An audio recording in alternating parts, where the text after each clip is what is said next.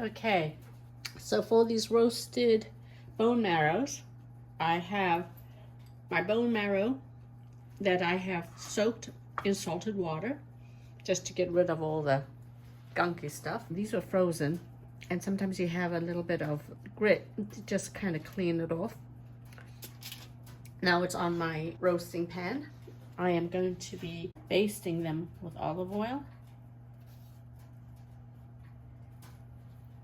Okay, so after I have placed some oil on my bone marrow, I'm going to take some rough salt and sprinkle some rough salt on each bone marrow. Give it some flavor and also some crunch. Now this is ready for roast.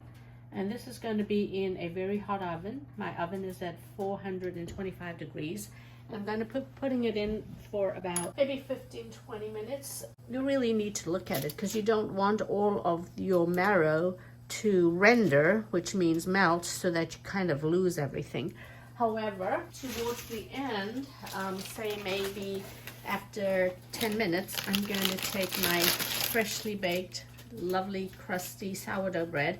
I'm going to cut these into thick chunks, and I'm going to place them between the bone marrow so that if any of the bone marrow starts to render, what happens is this chunky bread is going to be soaking up that delicious bone marrow, so I'm not wasting any of it.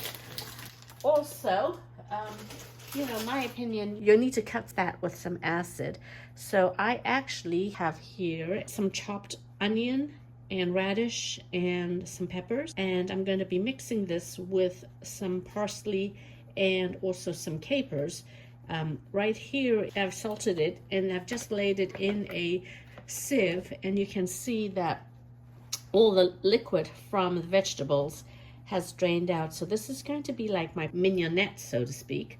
I think that this will go beautifully with your very rich bone marrow here. I'm going to put it on the side because I don't know if some people want to have this on the bone marrow so they can have the option of serving it. So just before serving, I'm going to be placing my chopped peppers together with my parsley and capers in here, and add some white wine vinegar to that.